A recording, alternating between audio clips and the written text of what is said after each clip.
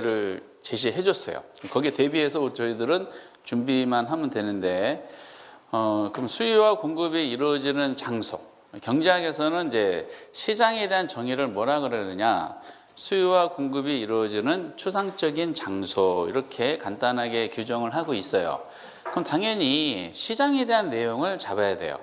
근데 시장이라는 논리가 굉장히 넓어요. 경제학에도 굉장히 복잡한데, 근데 그거를 이제 뭐 금융시장, 뭐 농산물시장 이런 걸 논하는 것이 아니라 우리는 이제 부동산에 대한 어떤 거래가 이루어지는 시장만 논하죠. 그래서 부동산 시장에 국한시키고 이 부동산 시장도 그 어디까지 낼 것인가 좀 애매모호했어요. 그래서 만약에 그냥 인력공단에서 부동산 시장론 요것만 딱 목차를 잡아주면은 저희들이 책을 막 쓸 때 진짜 그 방향을 못 잡고 중구난방으로 아마 수험서마다 다른 내용이 들어갈 겁니다. 그거를 이제 알았는지 19회 때 이제 뭐라고 했냐? 부동산 시장론 내겠다. 이거 세부목차가 나와 있어요. 그 세부목차대로 저희들이 이제 대부분 수험서가 목차 그 출제 내용들이 이제 정해져 있어요. 그러니까 거꾸로 얘기하면은 시장론에 대해서 뭐가 나올지를 이미 다 알아요, 몰라요? 다 안다는 거야. 얼마나 좋아. 세상에. 학교론이 그래서 효자 과목이에요. 학교론은 항상 강조하는데 민법하고 개론을 보면 똑같은 공부량이다. 학교론 점수가 훨씬 높아. 학교론은 기본적으로 베이스로 깔아주는 문제들이 있어서 그래. 너무 어렵게 생각해서 그런 것 같습니다. 만약에 뭐 학교에서 학생들이 공부하는 것처럼 문제를 내잖아요. 아무도 못 풀어. 이렇게. 그래서 먼저 첫 번째가 이제 어떤 거 할 것인가.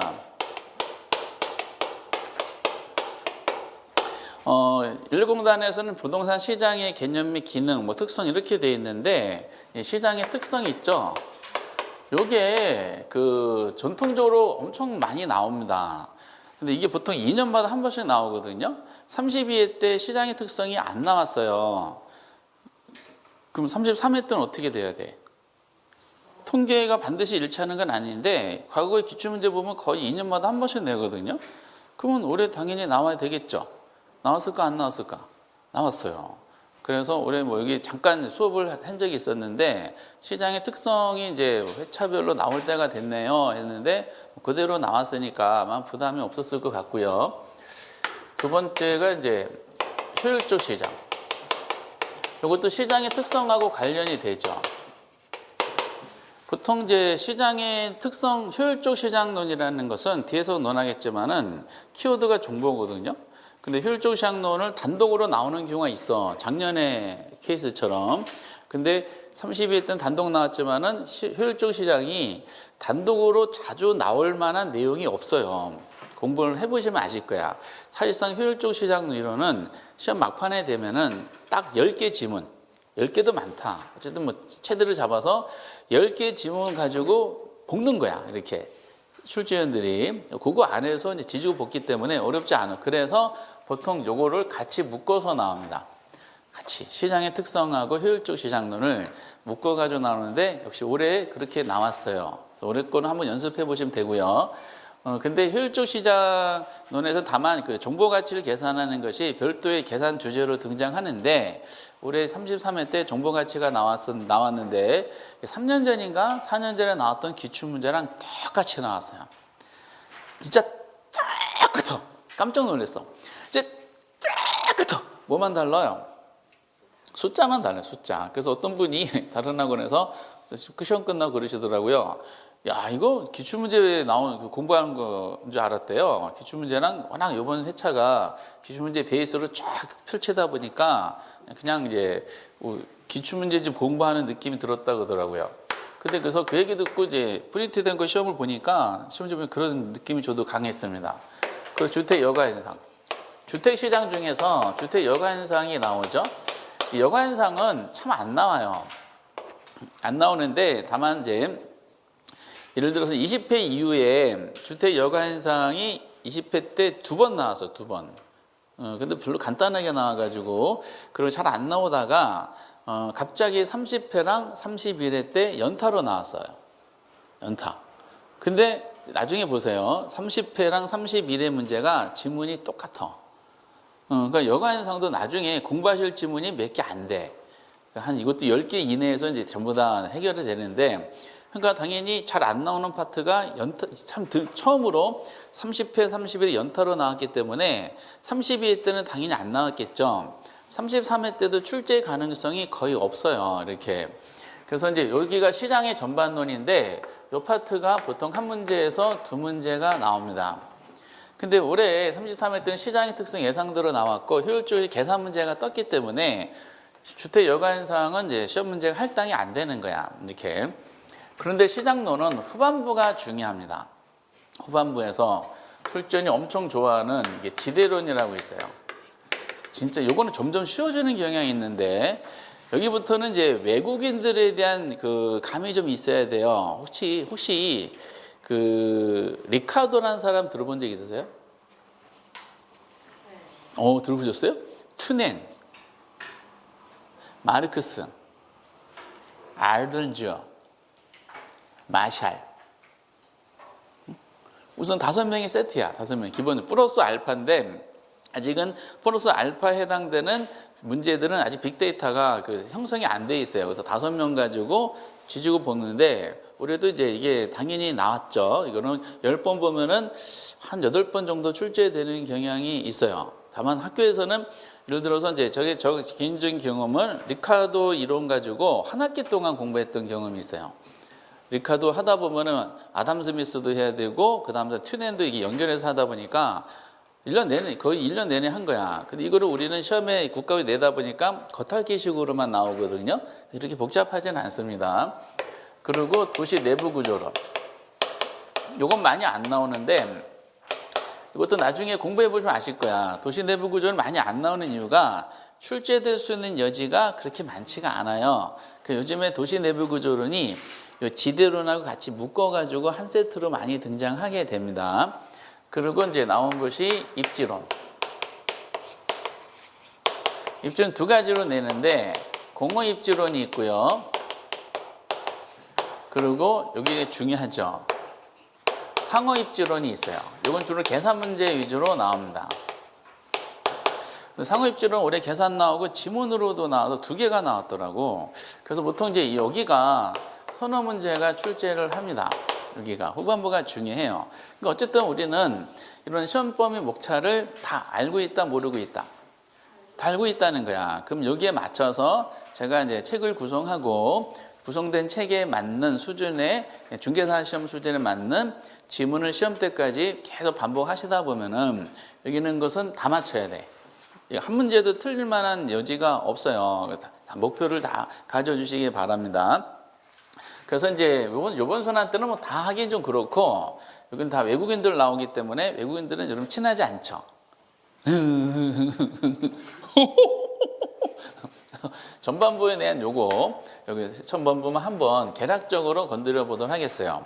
그래서 이제 올해 나왔기 때문에 조금 출제 가능이 약한 시장의 특성. 그렇다 하더라도 시장의 특성은 앞으로 그 이후에 부동산 정책론 공부할 때 되게 중요한 기초 지식이 되기 때문에 시장의 특성은 잡아 놓으셔야 돼요. 복잡하게 하실 필요는 없을 것 같습니다. 시장의 특성을 이제 들어가면서 먼저 건드릴 것이 53페이지에 보면은 거기 완전 경쟁 시장의 성립 조건이라고 돼 있죠. 그 별표를 쳐주셔야 돼요. 먼저 부동산 시장은 완전 경쟁 시장일까, 불완전 경쟁 시장일까? 부동산 시장은 이렇게 생각하시면 돼. 현실 시장, 현실 존재하는 그러니까 예를 들어서 부동산 시장뿐만 아니라 노동 시장. 수출입 시장, 농산물 시장, 채권 시장, 주식 시장 모든 시장은 다 뭐다? 불완전 시장이야. 현실적으로 완전 경쟁 시장은 존재하지 않아요. 그런데 경제학에서는 완전 경쟁 시장을 전개로 제시한 완전 경쟁 시장이 엄청 중요한 내용이에요. 왜냐? 완전 경쟁 시장이 기준의 역할을 해요. 현실 시장은 다 불완전 시장이라 그랬죠. 그렇죠? 그런데 예를 들어서 A 시장도 불완전 시장이고 B도 불완전 시장이야. 그런데 둘 다 불완전 시장인데 불완전성의 정도는 달라요.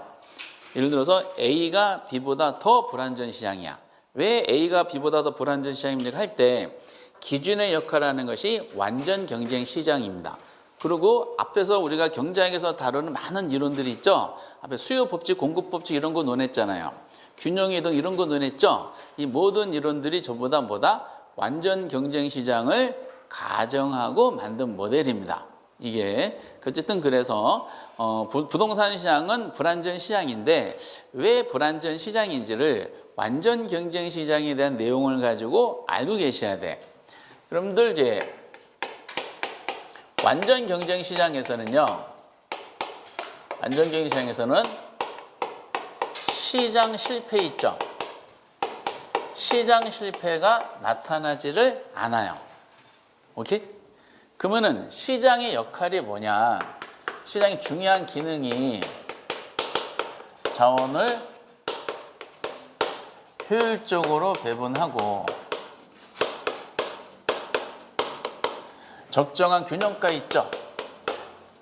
균형 가격을 창출해주고 그리고 이제 소득을 적정하게 배분해주고 이런 많은 기능을 하고 있어요. 우리가 지금 당장 중요한 것은 이런 내용입니다. 그러면은 완전 경쟁 시장이 시장 실패가 나타나지 않는다 그랬죠. 그럼 완전 시장은 자원을 효율적으로 배분해주면서 시장 기능에 의해서 그 물건의 균형 가격을 제대로 창조해주게 돼 있어요. 그러니까 해석이 되세요? 그러면은 시장 실패란 말은 뭘까? 이게 나중에 정책론에 중요한데 시장 실패가 나타났다는 것은 무슨 현상이 나타났다는 거야? 반대로 얘기하면 되죠. 완전 시장 실패가 나타나지 않는다 그랬잖아. 시장의 중요 기능이 자원을 효율적으로 배분해주고 가격을 창조해준다 그랬죠. 그러면은 시장 실패가 나타났다는 것은 자원 배분에 왜곡이 나타났고 그리고 뭐다? 가격에 왜곡 현상이 나타났다는 뜻이에요. 그래서 이렇게 해놓고 우선은 이제 구체적인 상황은 부동산 정책론에서 다룰 예정입니다. 그럼 시장이 실패해서 망가졌으면은 이거를 수정해 줘야 되잖아요. 그게 누구냐? 정부예요, 정부. 그래서 그 정책에 대한 논리가 그거고 어쨌든 시장 실패는 나타나지 않는 그 완전 경쟁 시장이 되기 위한 경제학적으로 중요한 성립 조건이 있다는 뜻이에요. 물론 중개사 시험은 경제학 시험이 아니에요. 그러다 보니까 문제 자체에 다음 중 완전 경쟁 시장의 성립 조건에 해당하지 않는 거 이런 거는 안 내요. 다만 이렇게 생각하시면 돼. 부동산 시장은 불안전 시장이라 그랬죠. 그럼 부동산 시장의 특성이 시험에 자주 나온다 그랬잖아. 근데 부동산 시장 특성을 설명하면서 부동산 시장이 완전 경쟁 시장의 성립 조건을 서로 연결시켜. 그 지문은 맞는 말일까 틀린 말일까? 부동산 시장을 완전 시장의 성립 조건하고 이렇게 연결시켜. 그 지문은 뭐다? 틀린 말이 되는 거야. 여기가 이해되세요? 부동산 불안전 시장이라 그랬잖아. 불안전 시장에도 완전 시장이 되게 한 성립 조건을 결합하면 그 지문 X가 돼요. 그럼 완전 시장이 되게 한 성립 조건에 중요한 게 있어요. 먼저 완전 시장은 다수의 수요자와 다수의 공급자가 존재할 것. 요겁니다. 그 완전 시장은 사는 사람과 파는 사람이 둘 다 다수야. 여기 한번 볼까? 가격 있죠. 가격은 소수가 지배할까? 다수가 지배할까?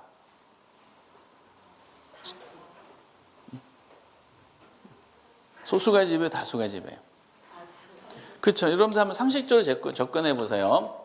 시장에서 수요자, 공급자가 있어요. 거래하겠죠. 가격 협상할 거 아니야. 앞에서 보셨던 것처럼 수요자가 1명인데 공급자가 100명이야. 둘이 협상할 때 가격은 누가 지배할까요? 수요자가 지배하죠. 근데 시장에서 수요자가 100명인데요. 공급자가 1명이야. 그럼 가격은 누가 지배할까? 공급자가 지배. 다시 처음으로 돌아오면은 시장에서 가격은 소수가 지배할까? 다수가 지배할까?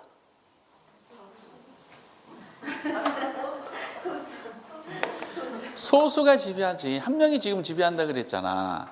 이걸 독과점이라 그래. 독과점. 시장에서는 가격은 소수가 다수를 지배할 수밖에 없어요. 근데 완전 경쟁 시장은 수요자, 공급자가 둘 다 다수라 그랬죠. 수요자도 다수고 공급자도 다수야. 그러면 완전 시장에서는 가격을 누가 지배할까? 수요자가 지배할까요? 공급자가 지배할까?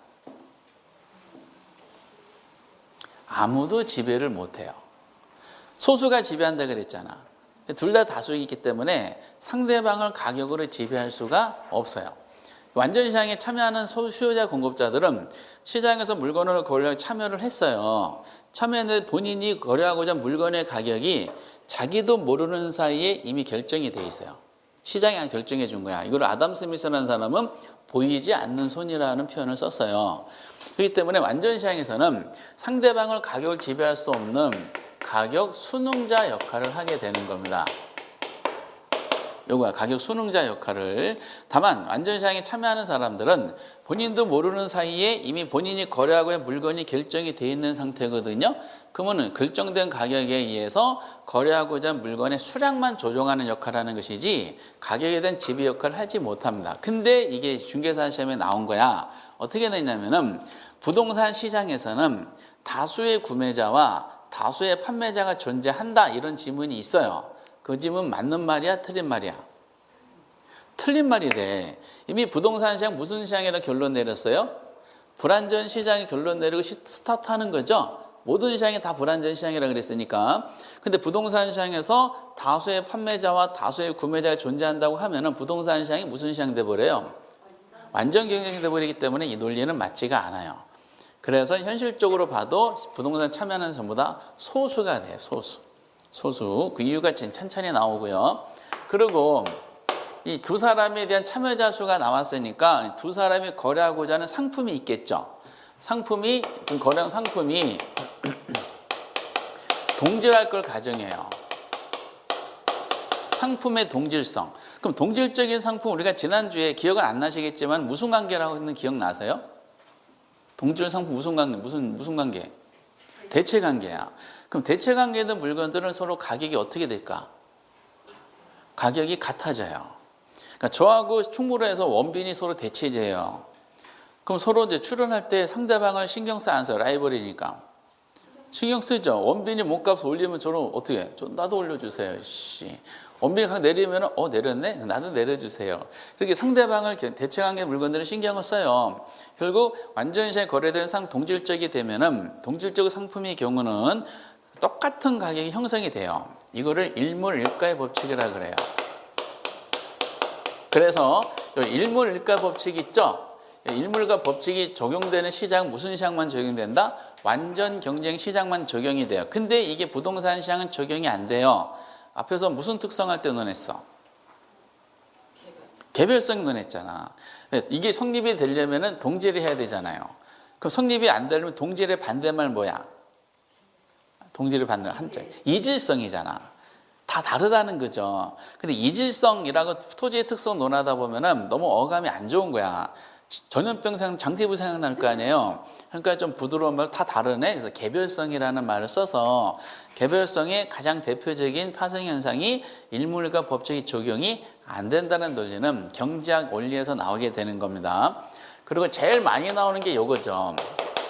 그럼 수요자 공급자들이 시장에 참여해야 될 거 아니에요. 그러면은 시장의 진입과 퇴출이 자유로워야 돼요. 언제든지 진입할 수 있고 언제든지 이제 나갈 수가 있어요. 다만 시장에 대한 진입과 퇴출이 자유롭게 한 또 하나 조건이 있어요. 먼저 거래되는 상품이 있죠. 상품의 가격이 어떻다? 싸다라는 조건이 있어야 돼. 그 완전 시장에 있는 사람들은 거래하는 물건의 가격이 싸니까 전부 다 뭐를 이미 갖췄냐? 구매력을 다 갖췄다라고 가정하는 거야. 구매력을 갖췄으면 뭐만 표시하면 시장에 진입할 수 있어? 구매 의사만 표출하면 되는 거죠. 우리가 수요가 유효수요라 그랬죠? 유효수요가 되려면 필요 조건으로 구매 의사가 있어야 돼. 또 충분 조건으로 구매력을 갖춰야 돼. 근데 물건의 가격이 싸다는 것은 벌써 이미 참여자들은 전부 다 구매력을 다 갖췄다라고 가정하는 거야. 그러면은 시장에서 거래되는 상품이 있죠? 상품이 가격이 비싸면 비쌀수록 그 시장은 점점 무슨 시장이 돼버릴까? 불안전 시장이 돼버리는 거죠. 왜? 가격이 비싸질수록 이 진입장벽이 돼요. 그럼 부동산 시장은 가격, 거래되는 상품이 비싸요, 싸요? 상식적으로 비싸잖아요. 왜냐, 부동산을 그 아파트 한 채를 구매하려면요, 평생 모은 돈을 쏟아부어도 부족해요. 그렇죠? 우리나라에서는요, 통계가 있어요. PR 지수라는 통계가 지수가 있는데, 이게 소득, 연간 가계소득 대비 참고하세요. 주택 가격이 비거든요. 이 PR 지수 주택 구매 능력을 표시하는데, 이 정부 통계청의 실제 정부 통계 자료예요. 이게 우리나라는 아마 이제 얼마 전에 보면 한 12 정도가 돼요. 그러면 연간 도시근로자들의 평균 월소득이 있죠. 월소득 한 386만 원 정도 잡아요. 그러면은 그 소득이 연간 하면 한 4천, 5천 정도 돼요. 그 평균 도시근로자 상당히 높은 수준이거든요. 그 사람들이 평생 연간 모은 돈을 몇 년 걸려요? 12년 걸려서 주택을 28평짜리 한 채를 사는 거야. 근데 여기 전제 조건이 뭐냐면은 받은 연봉이 있지, 연봉을 한 푼도 안 쓰고 집을 사기 위해서 모았을 때 이 정도 기간이 걸려요. 써요, 안 써요? 기본적인 의식, 먹고 자고 깃고 여가생활을 해야 될 거 아니에요. 그럼 소득 중에 만약 90%를 소비한다. 그 10%만 미래를 위해 주택을 사니 저축한다. 그러면 곱하기 10이 걸려요. 그러니까 우리나라는 서울의 도시근로자분들이 본인의 지출을 만약에 90%를 지출한다. 자녀 교육비도 많이 나가잖아요. 그러면은 본인 주택, 우리나라에는 주택을 마련한 기간이 100년이 넘어요. 사실상 우리나라는 본인 능력으로 부동산을 사기가 거의 불가능한 국가 중에 하나입니다. 환장이 죽겠어요. 그래서 제가 대통령 되면은 요 기간을 저희 0.1로 줄일 수가 있는데 저를 대통령으로 안 뽑아주니까 문제가 되는 거죠. 그럼 부동산 시장은 상대적으로 비싸요. 비싸면 진입 장벽이 되겠죠. 그럼 참여자 수가 소수야, 다수야? 그 소수가 될 수밖에 없는 거예요. 부동산 시장은. 근데 이걸 어떻게 내요? 이렇게 부동산이 고가품이라는 것은 부동산 시장에 대한 진입을 어렵게 한다. 맞는 말이지. 그리고 부동산 시장에 대한 진입이 어렵다는 것은 이게 바로 얼마 전 지문이야. 부동산 시장이 불안전 시장임을 의미한다. 맞는 말이지. 그렇죠? 그렇게 이걸 거꾸로 시험에 나오는 겁니다. 또 하나, 시장에 대한 진입과 퇴출이 자유롭게 완전 시장이 되려면은 완전 시장에서는 정부의 간섭이 전혀 없어야 돼요. 정부가 해야 될 역할은 국방만, 나라만 지키면 되는 것이고, 재화가 거래되는 시장에 전혀 건드리면 안 돼요. 근데 우리나라는 정부가 시장에 간섭해 안 해? 하죠. 수많은 법적으로 많이 간섭을 해요. 그러니까 진입장벽, 퇴출장벽도 되는 거죠. 그래서 이제 이런 내용들이 현실적으로는 충족하기가 어렵다는 겁니다. 그리고 완전한 정보를 공유해요. 완전 경쟁 시장에서는 모든 정보는 공개가 돼요. 그리고 모든 정보를 사람들이 다 공유해. 그럼 사람들마다 정보의 차이가 있을까 없을까? 완전 시장에서는 없어요. 저 사람이 가진 정보와 내가 가진 정보가 똑같아. 다시 완전 시장은 모든 정보는 공개되고 모든 정보를 공유한다는 뜻이에요. 때문에 완전 시장에서는 정보병이 존재하지 않아? 존재하지 않아요. 근데 이거를 우리는 어떻게 낼까? 부동산 시장에서 정보병이 존재할까 존재하지 않을까? 존재하지. 그렇죠? 정보, 우리가 국회 장관들 청문회 하다 보면은 도대체 그 사람 다 땅투기했죠? 저희 서민분들 모르는 정보를 가지고 그 사람들을 거래한 거잖아. 벌써 정보력의 차이죠? 그럼 어떻게 낼까? 부동산 거래 시 정보병이 발생한다는 것은 그만큼 부동산 시장이 무슨 시장이다? 불안전 시장을 의미한다. 이런 거를 시험 때 자꾸 반복 연습하는 거야. 그러면 이 네 가지를 한번 비교해 볼게요. 이 네 가지 성립 조건을 모두 다 충족을 해야지 그 시장은 완전 경쟁 시장이 되고, 네 가지 중에 하나라도 충족하지 못하면 그 시장은 불안전 시장이 되면서 이 네 가지를 충족하지 못하는 정도가 크면 클수록 그 시장은 더 불안전한 시장이 되는 겁니다. 그래서 어느 시장이 더 불안전한 시장인지를 판단하기 위한 기준으로 이 완전 경쟁 시장이 성립 조건이 기준이 되는 겁니다. 이렇게. 근데 부동산 시장을 대입을 시키면은 네 가지 중에 하나라도 충족시키는 것이 없어요. 그러니까 부동산 시장은 이미 대표적인 무슨 시장이다? 불안전 경쟁 시장이라고 결론을 내려놓고 시작을 하는 거야. 그러니까 부동산 시장은 자연스럽게 무슨 현상이 나타나냐? 시장 실패가 발생할 수밖에 없는 시장이야. 가격이 왜곡되고 자원 배분 왜곡이 됩니다. 이거를 이제 구체적으로 문제를 내고 싶어요. 그래서 어떻게 낼까 하다가 이 세 가지 시장론에서는 이제 시장의 특성과 지대로라고 상호입지로는 이제 3대 주제거든요. 그래서 첫 번째로 시장의 특성에서 문제를 구성을 하게 되는 거죠. 시장의 특성은 너무 복잡하게 공부하실 필요는 없고요. 54페이지 보면 이제 표로 이제 정리를 해드렸어요. 이렇게 그 유명한. 근데 제가 개인적으로 생각하기에 올해 기출에 나온 걸 보면서 느끼기도 했는데 출제 위원마다 약간씩 표현하는 형식은 달라요. 근데 나올 건 이제 다 나왔어. 표현도 거의 다 낸 것 같아. 올해 시장의 특성은 진짜로 쉽게 문제를 만들었던데 이런 겁니다. 야, 이제 옛날에 나와 똑같이 나왔어. 먼저 부동산 시장은 지역별로 같을까 다를까? 달라요. 이거를 시장의 국지성 이렇게 설명을 합니다. 국지적 시장이야, 국지적. 이거는 거기에 이제 쭉 표현이 지금 나와 있는데 거기 동그라미 1번부터 5번까지를 제가 만든 건 없어요. 만든 건 없고 전부 다 뭐라? 실제 시험에 나왔던 표현입니다. 물론 부동산 특성 중에 얘는 무슨 특성하고 연관성이 있어요? 부동성하고 연관성이 있어요. 그러니까 거기에 나온 지문이 그대로 나오진 않고요. 약간 표현을 달리하는데 핵심은 건드리지 않더라고. 그러니까 느끼셔야 돼요. 국지적 시장이란 말은 부동산 시장이 지역별로 상이하다는 논리거든요. 동그라미 1번을 한번 보면은 거기 시장의 분화란 말이 나오죠. 부동산 시장은 지역별로 이게 분화될까 안 분화되지 않을까? 분화되겠지. 그래서 부동산 시장 앞에 특정 지역에 나오잖아. 뭐 서울 부동산 시장, 부산 부동산 시장, 부산 서울도 뭐 강남 부동산 시장, 노원 부동산 이렇게 지역별로 시장이 분화가 돼요. 이거 부동산이 이동할 수가 없기 때문입니다. 그래서 시장의 분화가 되다 보니까 거기 그러므로 나왔죠.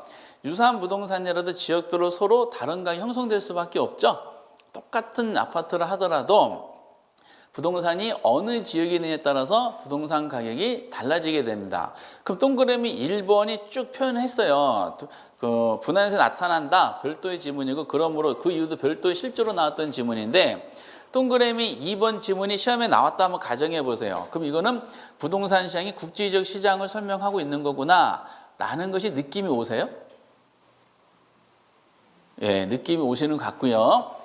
그리고 이제 유명한 지문이 동그라미 3번이죠. 3번 보면 이런 의미로 나왔어요. 부동산 시장은 지역 시장별로 또는 부분 시장별로 초과 수요 현상과 초과 공급 현상을 지속시킨다 이렇게 이제 등장을 해요. 그럼 앞에서 우리가 초과 수요, 초과 공급이란 말을 우리가 표현했죠. 그럼 초과 수요가 나타나는 지역은 가격이 어떻게 될까? 초과가 나타나는 지역 가격이 수요가 더 많은 거니 가격이 올라갈 거 아니야. 초과 공급이 나타난 지역은 가격이 어떻게 될까? 감소하겠지. 그럼 어떤 지역? A 지역은 초과 수요에 의한 가격 상승, B 지역은 초과 공급에 의한 가격 하락 현상이 지속이 된다는 거야. 완전 경쟁 시장에서는 이 지속이란 말이 있을 수가 없어요. 그러다 보니까 부동산 시장 지역별이 있죠. 지역별로 시장의 불균형이 나타나면서 지역별로 가격에 당연히 왜곡 현상이 나타나게 돼 있어요. 이게. 근데 이게 왜 무슨 특성 때문에 나타나는 현상이에요?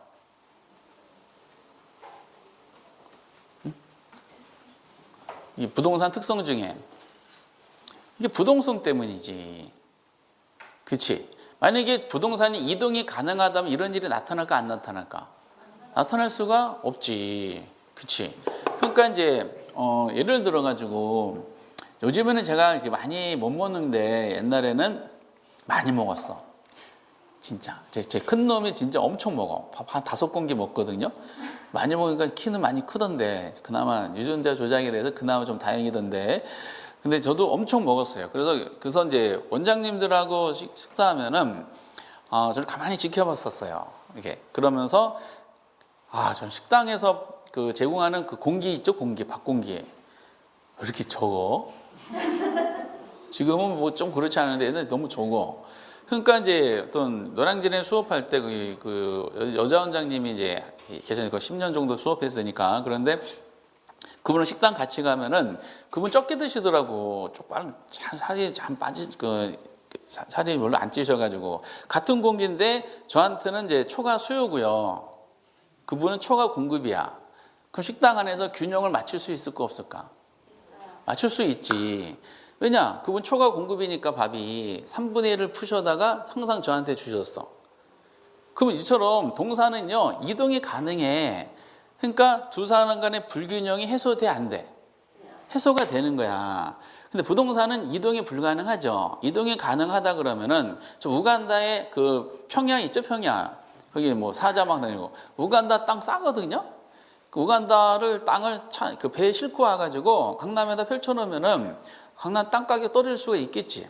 불가능한 거야. 그러니까 지역별로 이게 이제 초과 수요 현상과 초과 공급이 지속된다. 이 말은 부동산 지역 간에 뭐다? 불균형을 초래하면서 결과적으로 가격 왜곡이 있죠. 가격 왜곡이라는 시장 실패가 나타날 수밖에 없는데 이거를 출전이 내고 싶었던 거예요. 그래서 요거를 건드리진 않았어.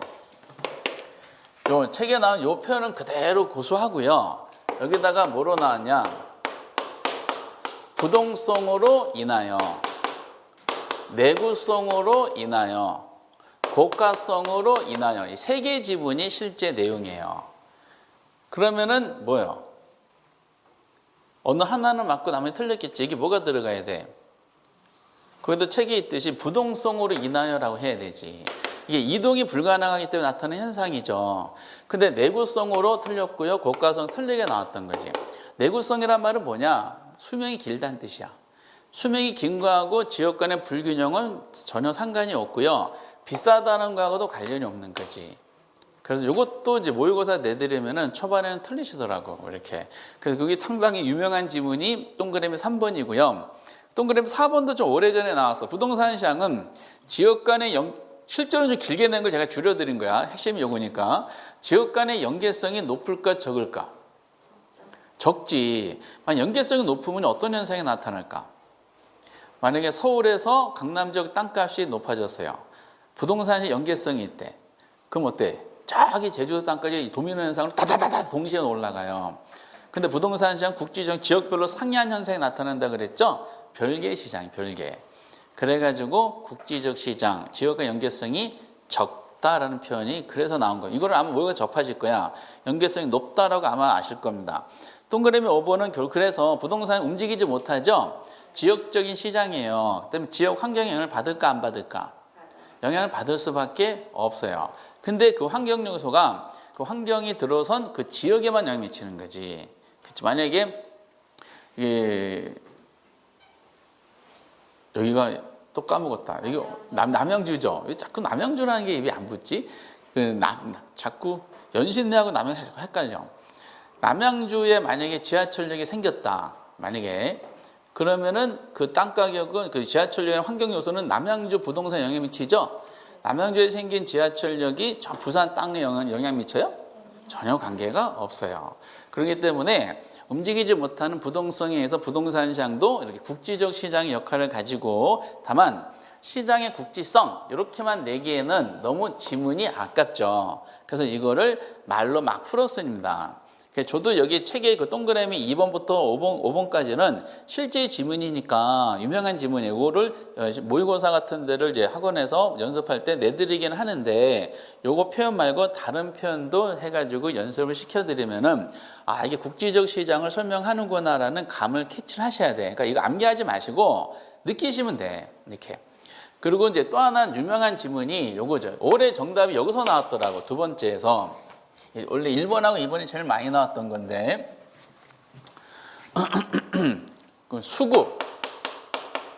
수급이 뭐죠? 수요와 공급이야. 그렇죠? 수급 조절의 곤란성. 요거거든요. 수요 공급 조절이 곤란하다는 뜻이야. 근데 여기서 수급 조절이 불가능성 하면 틀려요. 부동산 시장도 수급 조절이 가능할까 불가능할까? 가능해. 다만 완전 경쟁 시장은 가격이 변하면은 수요 공급이 즉각적으로 반응해가지고 완전 시장에서는 수요와 공급 조절이 즉각적으로 조절이 가능해요. 근데 부동산 시장도 수요와 공급 조절이 가능한데 즉각적으로 조절할 수는 없고 좀 시간이 걸려요. 시간이. 그럼 수급 조절이 곤란하다는 것은 단기 현상일까? 장기 현상일까?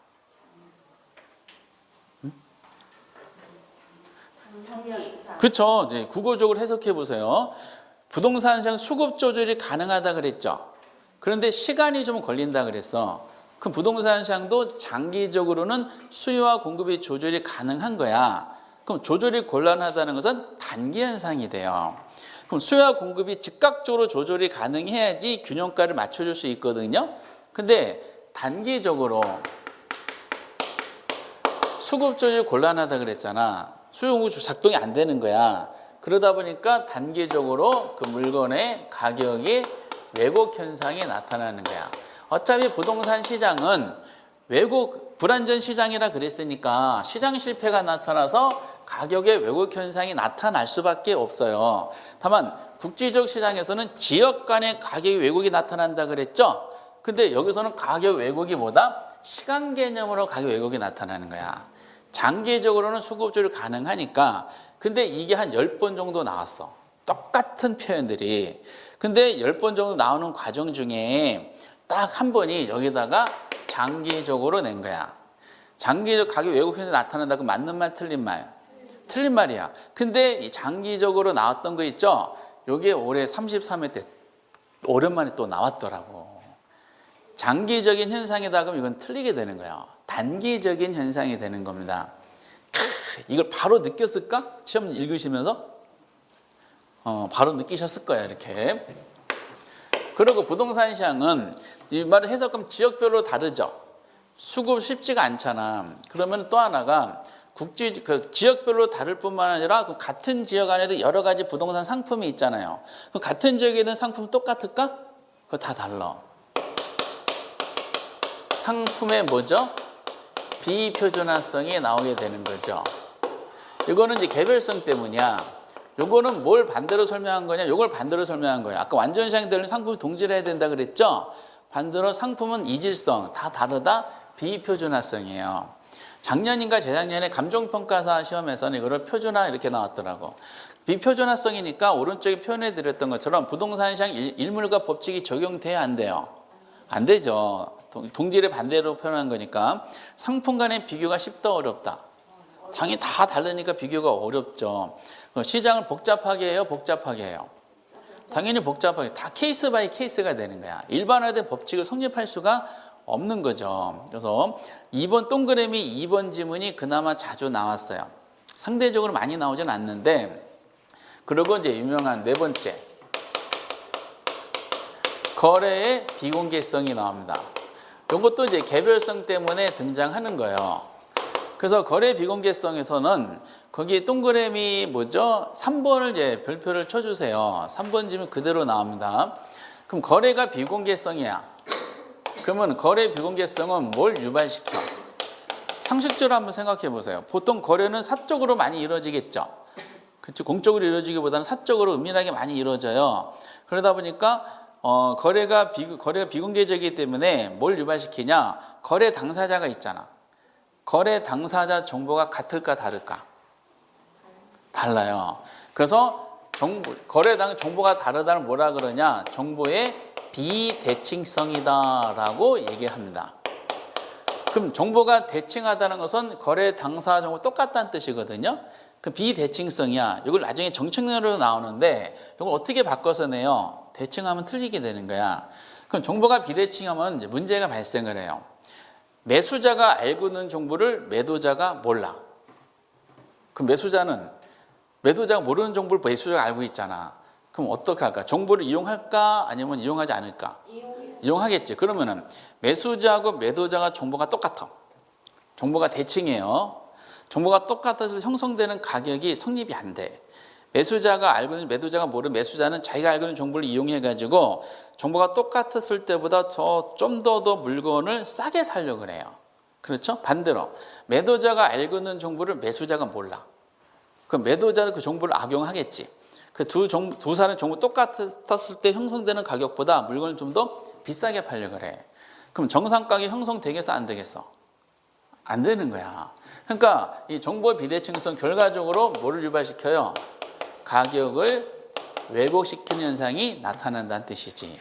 그래서 동그라미 3번이 나중에 정책론에서도 이제 몇 번씩 나오게 되는 중요한 주제죠.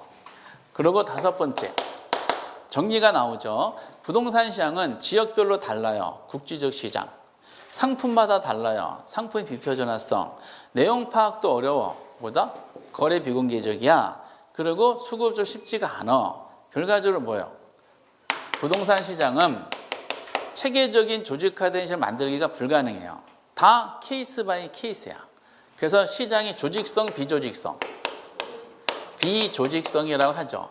이것도 특성, 이제 개별성을 배경으로 하는 겁니다. 이 5가지가 이제 굉장히 유명해요. 이게 2학기 때인가 1회 때인가 시험에 나왔을 때 초창기 때는 간단하게 나왔잖아. 그래서 이 당시 부동산 시장 특성이 아닌 거 그래서 1, 2, 3, 4, 5번으로 나온 거예요. 이 목차가. 그 대부분 수험서가 이 목차가 많이 나와 있는 거죠. 보통 그걸 국수 비비비라 그러죠. 국수 비비비, 국수 비비비 이렇게 돼요. 옛날에는 이제 1, 2, 3, 4, 5번 하면서 이걸 시장의 조직성 이렇게 했더라고. 근데 요즘에는 목차가 안 나오죠. 요즘에는 이거 내용이 나오면서 그 내용을 푸시면서 아, 이런 특성을 가지고 있는구나라는 거를 감각적으로 연습을 하시면 돼, 시험 때까지. 그리고 이제 나머지 부분들은 간단해요. 거기 보니까 이제 매매 기간의 장기성이 있죠. 매매 기간의 장기성. 이거 참 얼마 전에 황당해냈는데 이거를 단기 거래가 쉽다는 거야, 어렵다는 거야? 매매의 장기성이란 말은. 단기 거래가 어렵다. 단기 거래 곤란성이라 그러죠. 이게 단기 거래 곤란성. 왜 그럴까요? 원인은 비싸. 부동산 비싸기 때문에 이 심사숙고하는 과정 중에서 이렇게 됩니다. 그럼 어묵 드실 때 거래 기간이 길죠. 포장마차에서. 길어요? 저는 물론 길긴 해요. 주머니에 손을 넣는다? 500원이네, 하나당, 한 꼬치당. 아, 지금 300원밖에 안 잡히네? 아, 이거 어떻게 되지? 길거리 돌아다닌다? 떨어진 돈 찾는데 200원 찾았네? 열흘이 걸렸어요. 이렇게 되는 것인데, 부동산은 비싸기 때문에 이래요. 근데 이게 영어로 보면은, 거기 이거를 얼마 전에, 이거 처음 나왔는데, 공매 곤란성이라 나왔더라고요. 이거 참 출제은이 공매의 곤란성. 그냥 공매의 곤란성 하면 이게 무슨 말인지 알겠어요? 야, 출전 이거 너무 이제 심한 거야. 본인만 쓰는 용어를 쓴 거죠. 그래서 좀 양심이 있었나 봐. 공매를 해놓은 영어로 썼더라고. 책에 있는 게 제가 쓴 것이 아니라 이렇게 해요. 쇼트셀링이 뭐야? 단기 거래야. 단기 거래가 곤란하다는 굳이 이렇게 영어 써가지고 쓸데없는 짓을 한 거죠. 참고만 하세요, 이게. 단기 거래 곤란하다는 것은 그만큼 부동산이 현금화가 쉽다, 어렵다. 현금화가 어렵다는 뜻이야. 그래서 국수 비비를 베이스로 하고 6번을 참고하신 다음에, 그리고 이제 마지막 정리가 있어요. 부동산 시장은 완전 시장이야, 불완전 시장이야? 불완전 시장이라 그래서 시장의 불완전성 있죠? 요거를 한꺼번에 정리를 해놓는 게 편해요. 편할 때 이제 특별하게 암기하지 마시고 여기 있는 내용이 있잖아요. 아까 완전히 성립 조건이 있죠? 이걸 전부 다 어떻게 생각하라? 반대로 생각하시면 돼. 먼저 부동산 시장은 소수의 수요자와 소수의 공급자가 존재한다. 이렇게 하셔야 돼. 오케이? 소수. 그래서 저 다수라 하면 다 틀리고요. 그리고 두 번째 상품의 동질성은 여기 상품의 비표준화성으로 설명이 됐기 때문에 그렇게 어렵지 않아요. 그리고 이제 세 번째가 시장이 지니까 이것도 자주 나오죠. 아마 제일 많이 나오는 게 요거 같아. 퇴출이 쉽다 어렵다. 어렵다라고 해야 돼요. 아까 자유로운 곳은 완전 시장이라 그랬죠. 시장 지니까 퇴출 어렵다. 그 이유가 부동산이 고가품이죠. 고가성. 그리고 정부의 법적 규제가 많아요, 적어요? 규제가 많다 이렇게 생각하시면 되고, 그리고 부동산 시장은 정보비용이 발생해야 발생하지 않아? 발생하죠. 거래가 비공개적이라 보니까 정보비용이 발생해요. 그런데 지금 이 부분이 있죠. 요거하고 요 내용들을 그럼 어떻게 이제 표현하는지 볼게요. 따로따로 나오면 제가 한꺼번에 묶어서 보도록 하겠어요. 국어적으로. 부동산 가격이 고가품이라는 것은 또 하나 정부의 법적 규제가 많다는 것은 부동산 거래 시 정보 비용이 발생한다는 것은 전부 다 설명했지. 세 가지를. 근데 설명했는데 뒤에 마무리는 똑같아. 뭐라고 마무리해 줘야 될까? 그렇죠. 부동산 시장이 그만큼 무슨 시장이다? 불안전하다는 걸 의미한다 라고 마무리되는 거예요. 그러니까 저 출제원은 저 완전 시장 정리조건 직접 낼 수가 없기 때문에 부동산 시장에 대한 특성을 통해서 완전 시장 내용을 이렇게 반대로 건드려주고 있다는 뜻이지. 이 중에서 제일 많이 나오는 게 이거죠. 시장의 퇴출이 쉽다 어렵다 이렇게 표현하는 게 제일 많이 나옵니다. 부담스럽지 않죠. 근데 이게 이제 상당히 오랫동안 많은 지문이 있다 보니까 출제원들이 더 이상 새로운 지문을 만들 수가 없어요. 그래서 여러분들이 이게 33회 때 나왔고요. 31회 때 출제를 했거든요. 29회 때도 나왔었고. 그런데 33회 때 나와서 34회 때 안 나오겠지라고 생각하지 마시고, 요거는 큰 주제 중에 하나고 부담스럽지 않고, 교재도 뭐 사실상 한 페이지밖에 안 되잖아요. 그래서 그 내용들을 해석을 하는데, 다만 요거를 내 걸로 만들려면은 지문에 대한 익숙함이 있으셔야 돼. 그 지문 익숙함을 이제 만들어 드리기 위한 지문은 제가 이제 만들어 드릴 겁니다. 그런 거를 이제 자주자주 표현해 주시면 되실 것 같아요. 그리고 밑에 시장의 기능은 그냥 참고하세요. 시장 기능 거의 정답 체크 안 하니까. 그 다음 페이지 보면 이제 효율적 시장이라는 이론이라고 있어요. 요거는 그럼 어디까지 할 것인가? 오늘은 이제 개념만 되게 어렵지 않거든요. 간략하게 한번 표현해 보도록 하겠어요. 그래서 효율적 시장이 어떤 의미를 가지고 있는지 조금만 줌 쉬었다 하도록 하겠습니다. 어떻게 하실만 하세요? 안 어렵지? 어려워? 당연히 이틀째인데 당연히 어렵지. 안 어려우면 뭐.